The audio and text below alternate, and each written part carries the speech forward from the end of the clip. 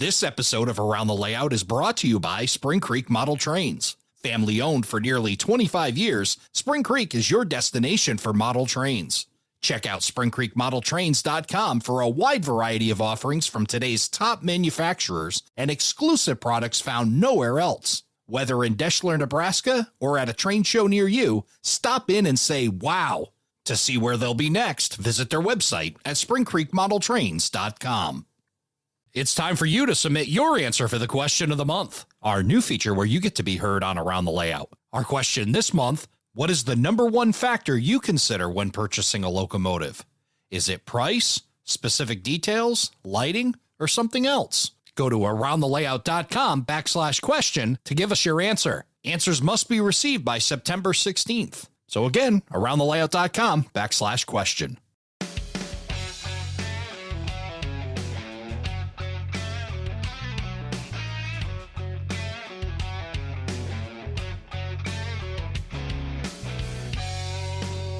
Hello, everybody, and welcome to Around the Layout, where model railroaders come to tell their story. My name is Ray Arnott. Glad you could join us.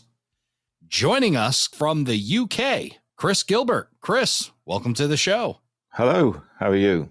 I'm doing fantastic. It's great to connect with you, coming across to us from over the big pond.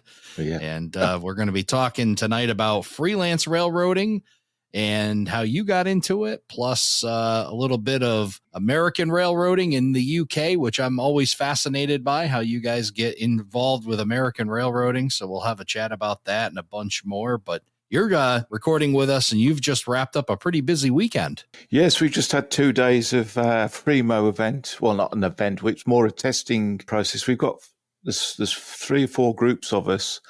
We've got various modules that we've kind of come up with a standard. It's not the same standards as you guys have got over there. We have to do everything slightly smaller. But we've got this module. So we've got Emery's the module that I've got, Emery and Rockwood, forming it into a return loop. And it runs through a corridor from one hall into the next hall. Through the corridor, it's 44 feet long between the 2 halls. Yeah, so we've basically been testing that, trying to prove that we can actually run long trains. Because what we've always done in the UK is have switching. We've run local trains, and we've kind of gone from little module to little module to little module, and we've done a lot of switching. Whereas we've not run unit trains. It's never been just watching a long unit. And everybody's gone, oh, that'd be a great idea, but we've never actually done it. So we've proved this weekend that we can get this return loop done. So we haven't got to run round or swap engines or anything like that. We can run it straight through. It's still not massive long trains, but we're getting there. But yeah, so it worked. It's all got detection on it. It's got working colour light signals. It's dispatcher controlled. It's a big project, and it's also quite complicated because every module has to have your detection on it, your decoders for the signals. So yeah,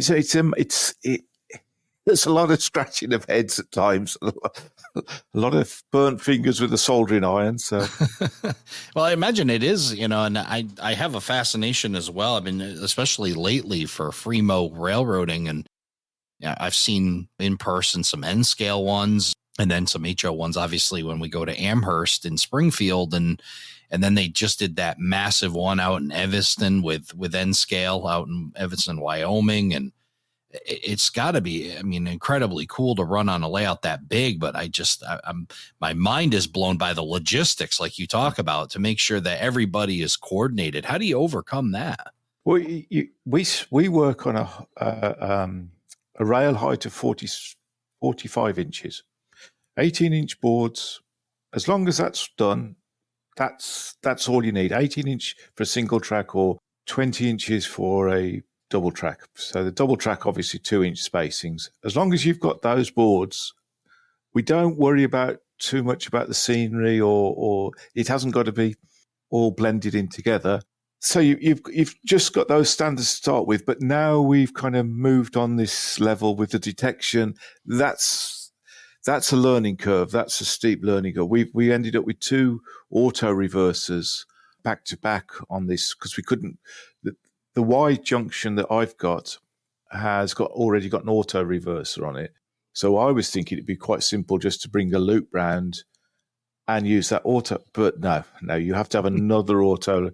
And then there's picking up the detection on the auto because the detection's picking up from one rail. But of course, if it flips the current, that it's not detect. So yeah, it's been there's a lot of money being spent on it.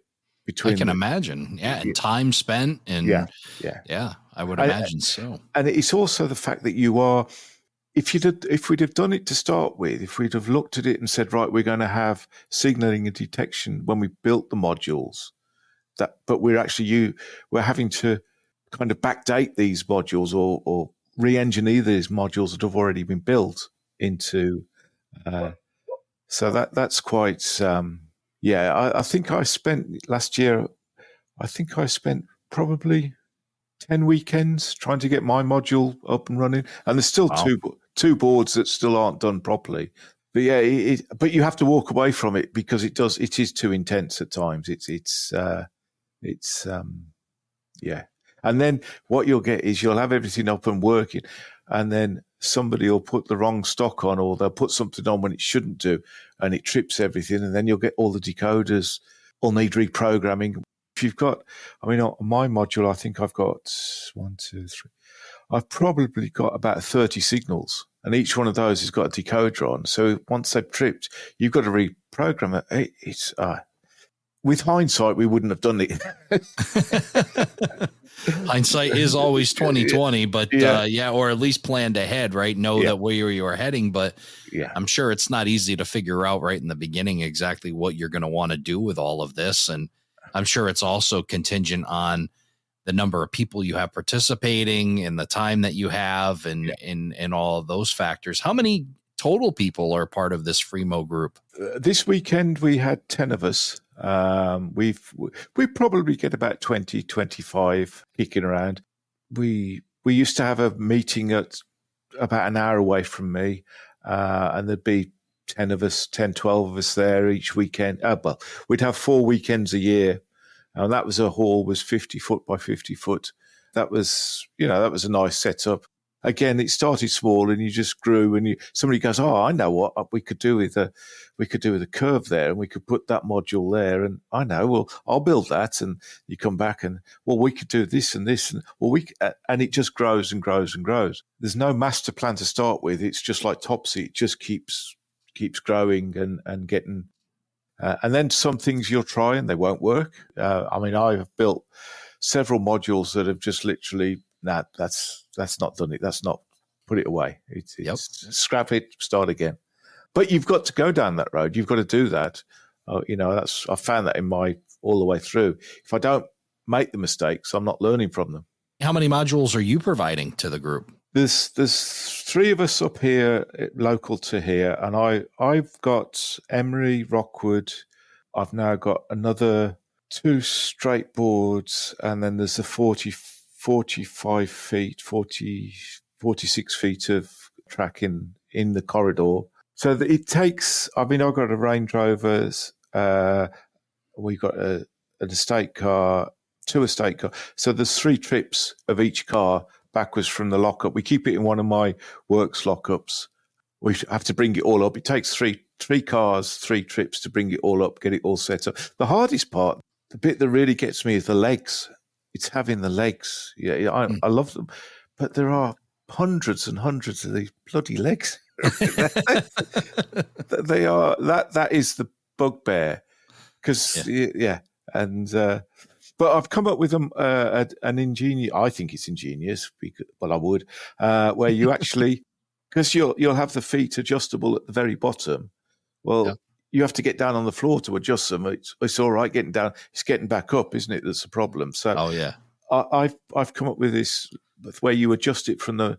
Literally, you put the leg there and you raise the module or the baseboard up on the leg, and that's saved a little bit of backache. But, I don't know about you, Chris, but every year I get older, the ground gets farther and farther away. It's just a longer trip downwards. So yeah, I get where you're coming from. Yeah, I would call that ingenious. That's excellent, and definitely easier on the back and easier on the knees and everything else. So, and I'm sure it goes a lot faster setting it up when you don't have to keep going up and down. Yeah. It's also, you look at it and you think, do I really need to go down there? Yeah. Is somebody else could do it, but yeah. I said it the other last time I was working on my layout, I had to get back behind it and I climbed underneath it and I said, I really need a very short model railroading buddy. Like I just got to find somebody that's like just barely over 5 foot, who I can get along with well and have him come over and help me out with the layout. He can, I'll reach all the high stuff and he can go all underneath and do all the small stuff underneath. We make a great partnership, but I haven't quite met that. Everybody is of average or maybe even more size than me. So nonetheless, it's really neat. And again, this Fremo idea, and I just think it's absolutely fantastic. And the ability to do it. But I imagine another challenge as well is, having opportunities to set it up. And you showed me the building that you were in this past weekend, which is really cool. How many times do you get a chance to operate it in a year? I'd say 3 or 4 times. We have a meeting down in Epsom in the March time. Then we'll have an event in Exeter, in the southwest. That'll be April, May time. And then we can get the scout hut where we're at in the summer holidays when there's nobody about. And then we will try and get some kind of exhibition in the autumn. So we kind of meet up together. There's the guys down the southwest have meet up. They've got a small little area where they can meet up at one of the railway centres. They hire that out.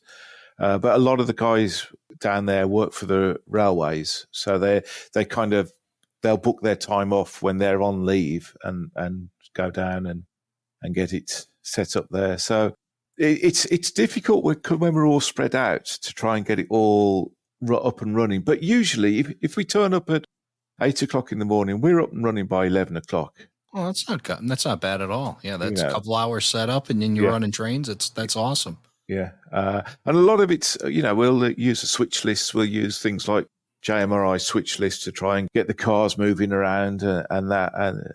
But like everything, it's lowest common denominator. You're always, if somebody hasn't dropped the cars off where they should be, they can't pick them up. And they'll come back. Chris, this car isn't in where it should be. Well, hold on. Yeah. What am I supposed to do? The bloody... it's a domino effect. If one thing doesn't go right, the whole thing kind of falls apart. Yeah, for sure. Yeah, so that's fantastic. I'm sure you have a lot of fun with that and being able to coordinate with folks. Are you able to operate any of the modules alone? Do any of them kind of work as a standalone for like a small switching layout or anything like that? There are some. Port Dominic is one of the guys. Neil, he's built a layout. You can run that one on its own. There's Melvin's built a layout called Decatur, which is an engine terminal. He can run that on its own. You probably want one. You could probably put 2 together and run it successfully. I think originally people were going, when we first started getting into it, which would be about, 10, 12 years ago, people were saying, right, I'm going to build this module. It's going to be my home layout. I'm going to take it to exhibitions and I'm going to take it to Fremo. But it doesn't work. You can do probably 2 of the 3, but not very well. That's my opinion. You can have a very good exhibition layout, because an exhibition layout, you could have something moving for the public to see train. That's all they want to see. They want to see something moving. So it's not really prototypical. Your home layout, I found because you're taking everything out and putting it in the car and bolting it all together and stacking it and putting it in the car, taking it to a Fremo event. The last thing you want to do when you get home is undo it, put it all back together, and it stays in the shed or the lockup or whatever. The original idea was, that's what we're going to do, but it doesn't really work. It doesn't. You kind of say, that's Fremo. This is the exhibition project that I'm building, and this is the home layout. You can't really. You could set them up and have a little, an industry with a a little yard and you can do a little, but it's not. It doesn't really work. It doesn't. It doesn't translate over well, I guess. No. Yeah. So I can kind of see that. It'd just be, I look at it as, opportunities to use it more, and, it must be make you itch to really get back and have yet another Freemo event for sure. But, in the interim, you do have your home layout, and that's what we've come to talk about as well, is the Brownville and Ashland, which is your freelance railroad. And a lot of questions that surround it, because again, I talk about, one is a fascination for two things that I have. One is freelance railroads. I think, in the time that I've been running the podcast, learned so much about freelance and the world of freelance, and you got a unique story of your own. And then on top of that, you live in the UK and you're modeling an American railroad. So I'm really curious. We'll talk about that first. Talk a little bit about how you got started in the hobby and how this kind of led to an American railroad. Well, I've been in the hobby, I think, like everybody. We if you're in it this long, you've been from day one, haven't you? Mom and Dad would take us. We'd go and see the railway. We'd see the trains. I remember having Hornby Triang trains when I was a kid, little, and then as you kind of move on, we had Airfix, and then we had Mainline, and you had all the British stuff, but it didn't run very well. It didn't. It was terrible. And I wife had been in and out of hospital with while she was pregnant with our twins, and I saw a model railroader in the local newsagents. I thought, it's got an EWS, and there were two Wisconsin Central SD45s on there. Oh, that looks it. I'll read that. Started reading that, and that was it. Then I went to there was a shop up in Scotland. I was working up in Scotland, Helensburgh, and there was a shop there, and I bought an Athearn Blue Box Black Widow SP Black Widow SD9, and it was on compared to the British stuff. I was sold. The next model I bought was a Kato GP35, and that was the next level up for running. And that was it. I was sold then. Everything, all I wanted to do was learn about various different things. The Wisconsin Central was the railroad that I really got, because I think that Ed Burkhardt bought the EWS, English, Welsh and Scottish railways, and they were involved in that. So I really got into the Wisconsin Central. I liked the paper mill, all this. It wasn't short liners; it was the regional, wasn't it? And then I moved on to the Wisconsin Southern, and that just it was so completely different to everything that we have in the UK, where it's kind of like a can-do attitude, as is now, and that was it. And then I had a Kato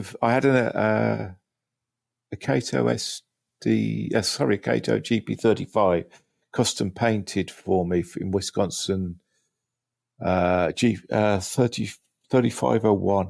I've still got it. It must have been 20 years ago. I can't remember who did it. That came through the post, and it was well before the internet, if you like, was just taking off. We could just start. There were the Yahoo groups and all that kind of thing, and you post questions on there, and stuff would come back eventually, and that was it. That was it. It was very difficult. You could buy, obviously, the Trains magazine we had over here, and Model Railroader. We had our own Continental modeler, which had maybe one or two American layouts in it each month. But there was also Swiss. There was also whatever, all across the world. But yeah, that's what it was. A smooth running. Once I got that it didn't matter. And then to get onto the Freemo, or the freelance idea, we were on holiday in Florida, and I'd got into the Florida Central Railroad. I'd really, the CF7s, I'd really kind of taken to them. And I had a guy from Southern Tier Model Works paint up one for me. He ended up doing two, 50 and 63. And I thought, I know, I can do my own little railroad based on this. And we were staying on a place called Highland Reserve in Orlando. I thought, I know, that sounds right. Florida Highland, there's a bit of sarcasm there that us Brits are good for. And so that was, and then it was GP35s that I'd got up and doing. But one of the problems I found was everything came into the railroad. I wanted boxcars. I wanted my own boxcar, rolling stock and freight cars and railroads, but it didn't have any customers that it was shipping out from. It wasn't sending stuff out. And then I had a message from a guy called Luke in Canada, and he messaged me. He said, "You have this. I'm really into your." I put it on Facebook, Florida Highland, and he said, "I'm really into your Florida. I've got my own. It's Brownville and Ashland." He said, "But I'm thinking of getting rid of it." I said, "Oh, that's why?" He said, "No, I've had enough of the hobby. I want to try something else." Okay. Would you be interested in it? And I said, well, what are we talking about? And he showed me the cars, and as soon as I saw the freight cars, that was it. And he explained, it's up in Maine. It runs in an L shape, if you like, from Canada down to Brownville, and then across to east the coast. And he said that's basically what it is. That's my thinking. So, he said, I've had enough of it now. So right, okay, I think I ended up with four or five GP9s, a couple of three GP35s, and about 10, 12 boxcars. But he'd already sold a lot of his rolling stock. He said, but then he started going back to people that he sold it to, and he said, "Do you mind if I buy it back? I want this guy in the UK to have it." So this whole thing is just so wild to me. I mean, we hear about, in the prototype world, railroads being bought and sold all the time, right? The beloved Providence and Worcester behind me is now a Genesee and Wyoming railroad. And, we hear mergers and Pan-Am Railways becoming CSX and on and on and on across the entire United States. Railroads bought and sold and renamed and repainted and everything else. But this is a case where a freelance railroad is being sold. And it fascinates me that, somebody had created this Brownville and Ashland, and then, it's basically you're buying the whole freelance railroad from them. It's pretty wild. Yeah. So Luke had got his ideas of how he wanted it. But I wanted it. I needed the backstory I needed to fill the backstory in for myself. So we're going through it. I'm going through, right, okay, if I have it so it's taken over the Bangor and Aroostook lines, and it's that part of that history didn't happen as soon as we took it over. So I could then start using those lines as the Brownville and Ashland lines. Then I started messing around with logos, because Luke had done quite a bit of work. He'd got they looked like ex-Sioux logos. So then we kind of went to the red Sioux livery, and then the Canadian Pacific livery. I wanted to try something else, so I've been drawing. I'd sketched the B and the A, and I remember reading something about the pine tree. The logo on the front of the Wisconsin Centrals was a pine tree, but they put it on upside down. When it went, when the GP40s had gone in, I'd read somewhere that they'd drawn it up and it was going to be a pine tree. And I thought, I know, we're in Maine. We could put a pine between it. And I'd been talking to Stephen at Smokebox Graphics, and we'd been messaging backwards and forwards, and he painted up a couple of Pan Am units for me. He deckled some of those and painted and repainted. So I've got a Smurf one, a Gilbert one, and a Pan Am one. Right. And I said, he said that he was a graphic designer and everything. I said, well, I've got this B&A, and I've got this pointer, and it was a rough drawing. It was, it was on the back of a stamp. It was a terrible drawing. Emailed it. And he came back, and this was the logo that we've got now. That's on the large logo, if you like, and that's kind of then reinvigorated the whole thing again. We've now got freight cars in the livery. We've got grey ones. We've got red ones. We've got locos in the livery. We've got in the red with the white. We've got white with the red. There's so much more choice, and yeah, it's we can play around with it, or I'm playing around with it. And it was the logo itself. I looked at the Vermont Railroad's logo with the with the way they'd done it, and I thought, we can get this pine tree in there. Said, put all these ideas across to Stephen. Yep, that's fine. We can do that. I was in France on holiday at the time when we messaging him, and he came back. What about that? And we got some printed up. Yeah, they was really cool looking cars and logos. It definitely fits. I mean, if you talk about Maine and, starting to build the plausible part of your story that, puts it on Maine railroad lines like the Maine Central, it's pretty tying into all of that. Once you see the pine tree, it becomes quintessential Maine, right? Yeah, it tells you where it's at. Where it is, yeah. But and that, yeah, so that's where my main interest has been paper mill traffic. I've boxcars, tank cars, hopper. That's my main interest. So because the Brownville and Ashland, I'm imagining that the internet didn't devastate the print industry as much as it had done. So there's still a lot of paper being produced. That's in my alternative world. We're still going. We're setting the railroads, if you like, is set in the 2010s, 2012 kind of era. It's so the GP35s are still hanging in there. They're just about there. We're not going for big stuff. We're not going for any Gevos or anything like that. We're not going down that road. Right. But yeah, so that's where we're at. My home layout is in the next room to us, and that's it's literally 5 feet wide by 31 feet long.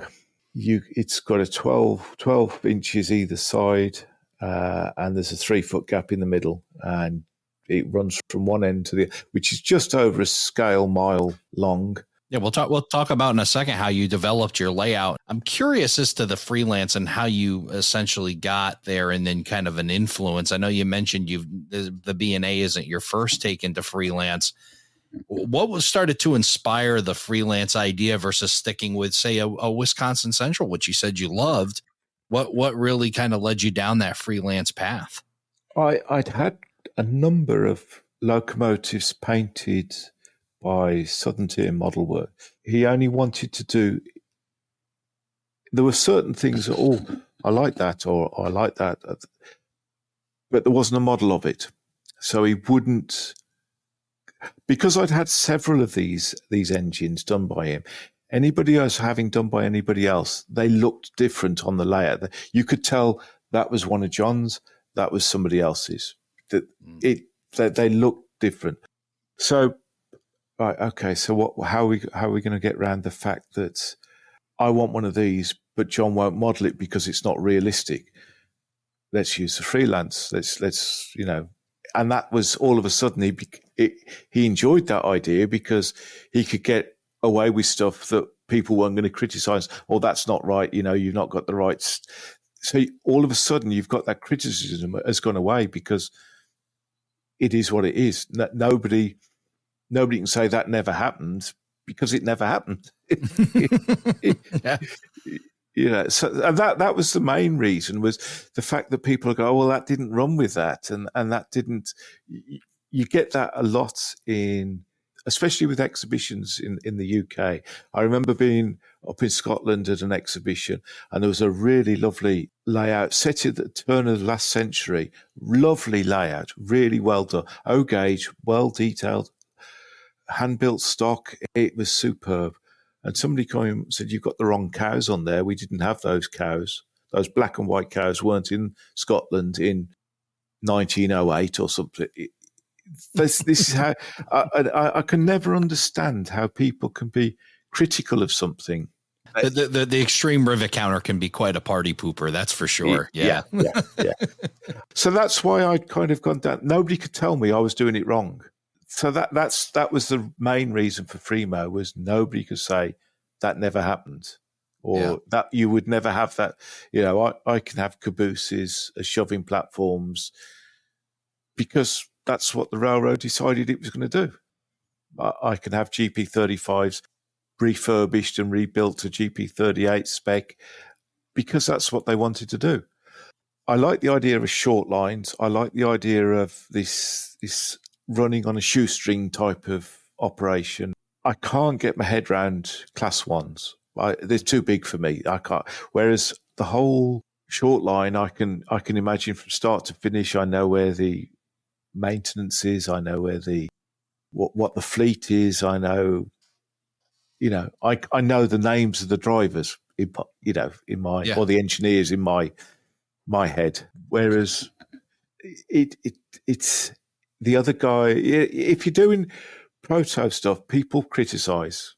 I find that so I'll do it my way. Yeah, I think it definitely opens up a lot more criticism when you're trying to really model, and especially something that's wildly popular to a lot of people. Yeah. And I definitely get the idea from you that, or I agree with, it's very difficult to really pin down exactly what class one railroads are doing.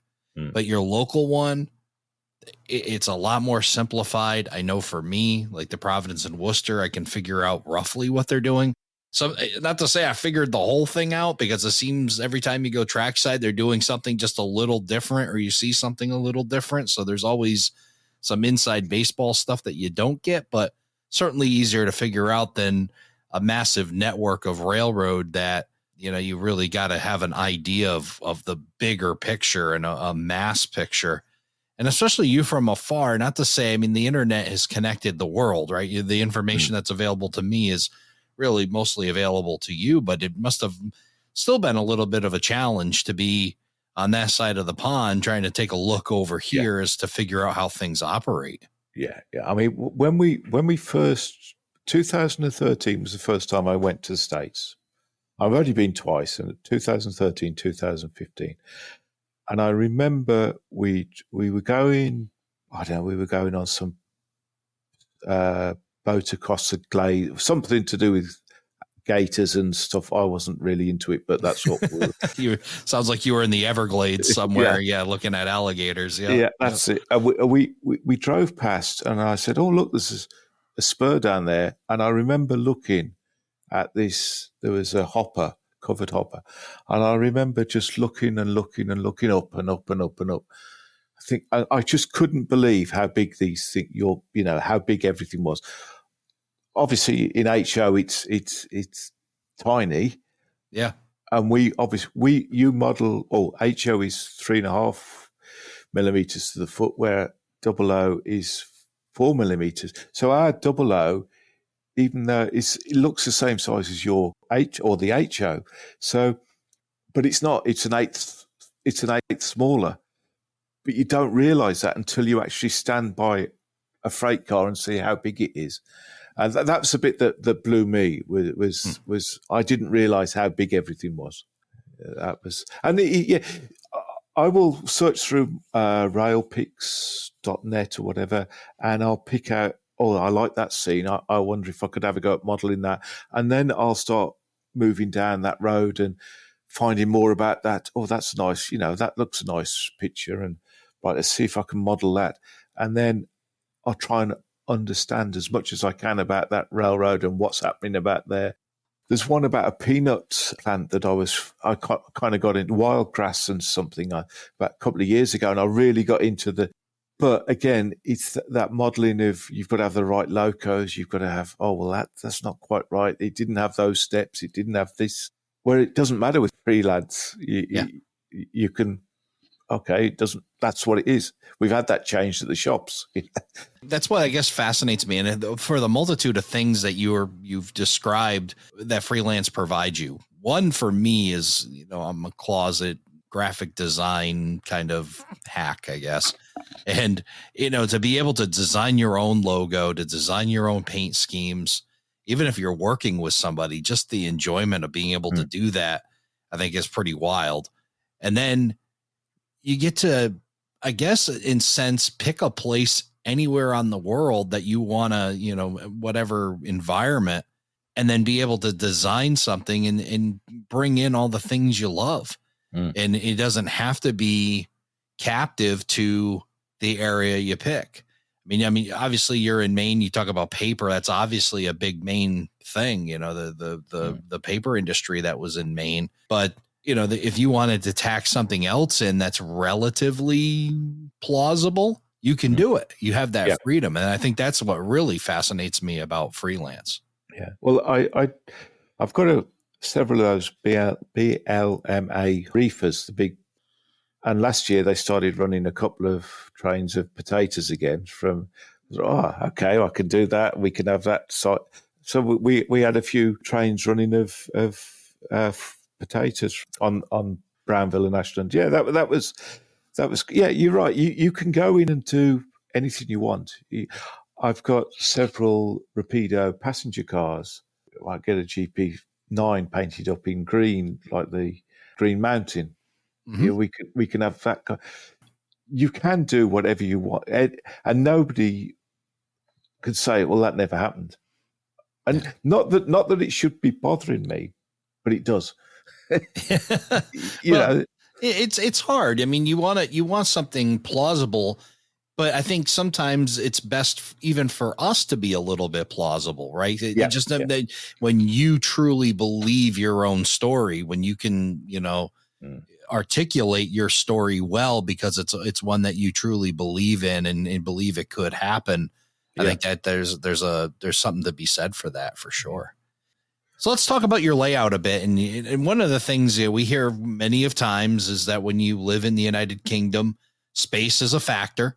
It's not the big homes that we have here, and there's some challenges there. So talk a little bit about that as you start to design a track plan around the Brownville and Ashland and the space that you have available to you.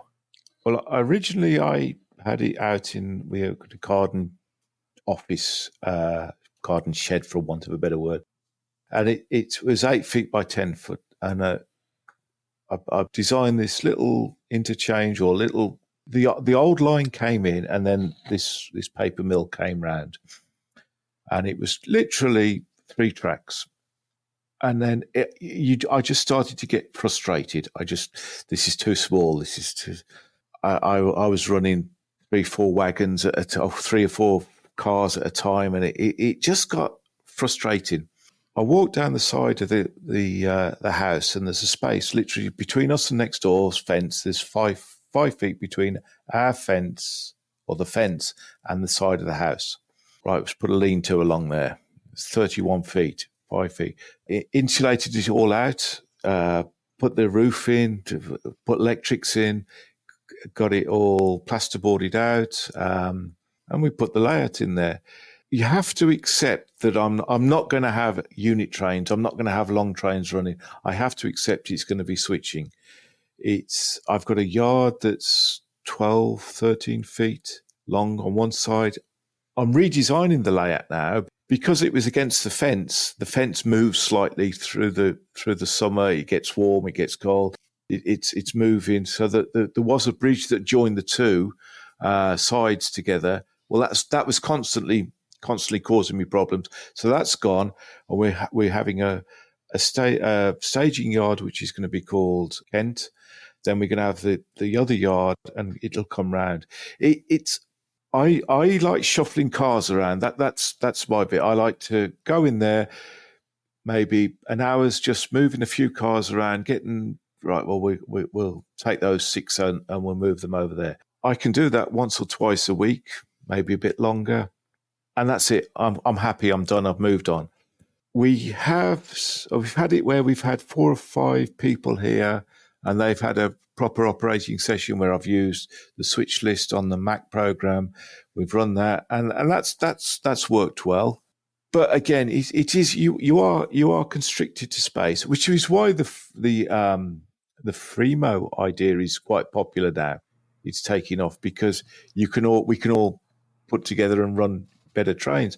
But my home layout, I say it's 31 feet, and I can have an operating session that will last 2-3 of us for 2 hours easily, no problem at all. Yeah, and I think that's great. I mean, it's very similar to what I have. I don't have a massive layout, but I can keep guys, a group of 3 busy for a while, and sounds like the same for you. And I'm sure it makes it to be a very manageable operating session too. Yeah, it doesn't. Obviously, you're not spent hours cleaning the track. That's another good thing between the British and the American. Going back to that, the Cato 35 will run whether I've cleaned the track or not. They just run so well. So it's saged up. I've got probably in the region of 120, 130 boxcars. The layout will hold probably 35, 40 at sort of push. So I can basically the train will come in. I'll rotate the cars while they're switching something over. I'll restage cars for them for the next setup, the next train. Yeah, it's an interesting setup. It's an interesting operation. Again, it's that short line one. And then when we do get, can I run this? Can I run that? It doesn't matter. We can, well, can we try this operation? I did base it originally on a place in Bakersville in Pennsylvania. And I think that's how you pronounce it. And it got a Dr. Pepper silo on the industry. And it would have a load of syrup cars. And that was fun to operate. But now we're going full Maine. We're going full, we're going full paper industry. So you've taken the Brownville and Ashland, you've from a freelance railroad that you in sense purchased, you've created a new logo, a new look, a new feel for the area, some new lines. So as you've developed this entire story, why don't you tell us about the Brownville and Ashland as it sits today, and what is the purpose of that railroad? Well, in my mind, it took over the old Bangor and Aroostook. It runs from Maine. It runs from the top. It starts from Canada all the way down to Brownville, and then across, and then into Vermont. So that Canadian Pacific line that went to the Central Maine and Quebec line, it runs right the way across that line. So we have the big power, if you like, is down there. The bit I model is at the top of Maine. So we've only got the 4-axle stuff, but you can still have that. You could still have SD40s turning up there, so. There's 4 Bowser SD40s that I've got that have just been patched out for the Brownville and Ashland. You've got mother and slug units. It's got probably still on the roster hanging around about 4 or 5 GP9s. They're still just about hanging on there.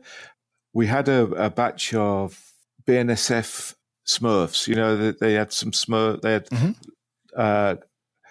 Those have come up there. We've got those. I don't know why you need air conditioning units, but they've still got air conditioning units. It can get warm in Maine every once in a while, so it's nice to have AC. Yeah. Those are probably at the moment. Those are Atlas GP38s. Those are probably my favourite locos at the moment. They're in this. They were done by a guy called Dan Spalding, who's in the UK. And he's done a absolute stunning job of these 3 locos. but because they're such a different color to the others, because they're blue and these are the rest of the railroad is red and white, you're not noticing that they're done by two different guys. They're stunning locos. We've got a load of boxcars. We've had a load of boxcars refurbished. They were getting a bit tatty. The seals, they were a bit leaking. We didn't want the paper getting wet, the finished product getting wet. So we've had them all resealed, refurbished. We've had quite a few of them have been repainted into the new grey and red livery in the paint scheme. We've got the GP. We've got a couple of cut down short nose GP9s, which were painted white, which was a bit of a mistake because obviously when it snows you can't actually see them. So that was they decided that was a bad mistake, so we've kind of gone for the red ends and what have you. Yeah, that's where we've got. We haul a bit of steel and oil train, crude oil down south, but you don't see that up at where I model. Yeah, that's where we're at. I'm imagining that the Via Rail still run the Atlantic along the line. It wasn't abandoned, so that still runs on Brownville and Ashland track. So I had to obviously get myself a few Rapido units and the coaches and the observation saloon. So I'm building up a nice 20-car passenger car via train. That'll never turn up on there, but it's a collector's piece, if you like. So yeah, but we've got several MP15s that have been. They're literally just red units, and we just got the bra on the cab, under the cab window. Sounds to me that you're not only a freelance railroader, you're a collector as well. You like to have a whole variety of different things. And, you know, when you mentioned the high car count that you have for a what I would call a smaller switching layout, that definitely says to me that you you like to collect too. And I'd say there's nothing wrong with that. And then the B&A, do you have it operating in modern time? Is that what you would call it? Yeah, from 2010 to 2015. That's where we're at. So those are your guardrails somewhere between 2010 and 2015. Yeah. It's I like that era. That's it. I never really. I got into American probably in just at the start of the turn of the century, so around about 2001. Yep. But I was still learning. I didn't realize what was going on. There was a lot of stuff that I didn't understand, and then there's that kind of, for me, once the stripes were on the freight cars and the reflective stripes, and you've got that kind of was the 40-foot box cars have disappeared. That was, and you've got these high cubes and everything that era to me. I mean, I don't know whether that's an era, but that was the bit I wanted to model. That's kind of the new stuff, you know, when they that's closed, that's changed. Probably the railroad would have been taken over by now.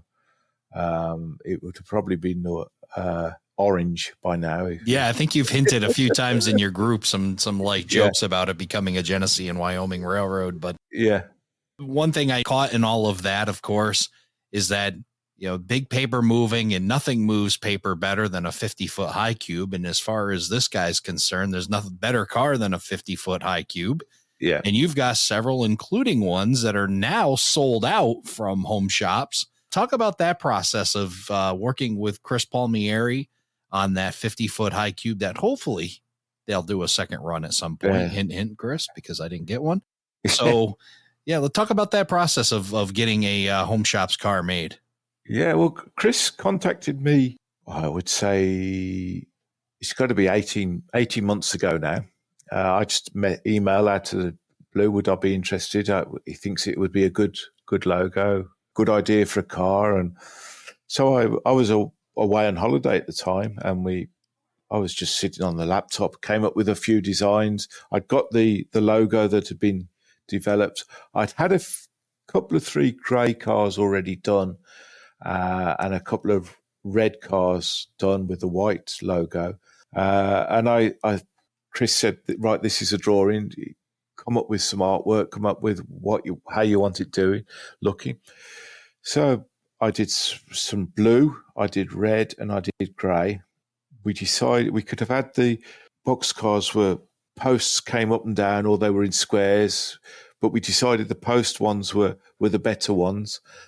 And it took me about 2 weeks to come up with the thing. Sent it to Chris. Yep, I love that. And that was it. It was a very quick, a very simple job. And I got Chris to do me an extra 50 unnumbered cars. There's a friend of mine in Illinois who's got 20 of them. I've got 20 of them, and the rest have gone to other members really of the Primo group. We're all having them numbered up differently, so it won't affect the switching program. But as I had the numbers were done after my wife's date of birth, my twin boys, and my daughter's date of birth. But I also wanted the other ones, which is why Chris said we're only going to do a run of 50 cars, 50 cars in each number. We don't know how they're going to sell. They went very quickly by the sound of things. Yeah, congratulations. It looks like you were the first one to sell all 3 of your cars out. These are the Prairie Shadows Trinity 50-foot high cube box cars that Chris ran. There's some other road names still available, the Michigan Interstate and the MD Rail, but the B&A is all sold out. I clicked it as many times as I could, and it didn't change anything. They're still sold out, but a fantastic looking car, gray body, as Chris mentioned, with the red and black logo. Just a really sharp looking car, and I can see why it was the first one sold out. It's unique. It definitely would stand out on a railroad, and again, great for moving paper or a bunch of other different commodities, but fitting for your B&A. So congratulations on that, and hopefully that's just the beginning of things with that B&A logo on Home Shop's cars, because I think it's a good one. You've done an excellent job creating the story of the Brownville and Ashland. Yeah. Well, it's got its own Facebook page, the railroad, and I know I get a lot of people messaging me. Are you selling anything? Where can I get the decals? Can I, so I knew it was gonna sell well, and I did a bit of advertising or promoting it on the page. I had a guy message me a couple of days ago from Texas saying, I want one. They've all gone. Where can I? A bit like you. I want one.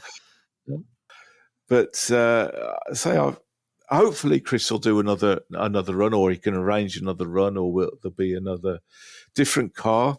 But no, it's a really nice looking car, and a great quality car too. That's one thing Chris does very well. He picks great partners to work with, and Prairie Shadows on this Trinity car did an excellent job. Very high quality car. So excellent work by you both you and Chris to coordinate to get this project going, and look forward to seeing what happens in the future. And as far as your Facebook page and all the links, we'll make sure that we share that along with pictures and all the information on your layout as well. That'll be on our website, aroundthelayout.com/118.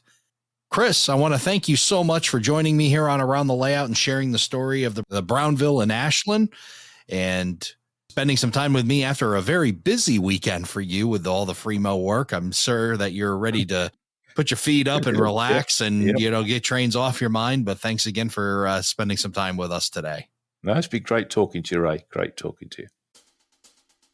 Thank you for joining us for this episode of Around the Layout. Learn more about today's episode, check out past shows, and much more on our website, aroundthelayout.com. Show your support by becoming an operating crew member at aroundthelayout.com/crew. Follow us on social media, aroundthelayout.com/social. And send us your feedback, aroundthelayout@gmail.com.